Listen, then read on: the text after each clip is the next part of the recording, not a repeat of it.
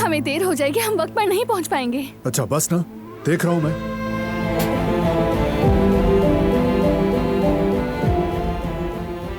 अच्छा, तो आप खड़े होना चाहते हैं?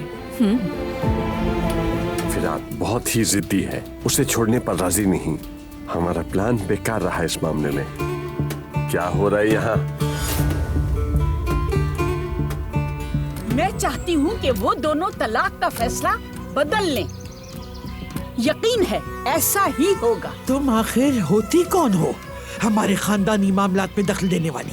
जाने के लिए बेताब हो? लो, आजाद करता हूं तुम्हें।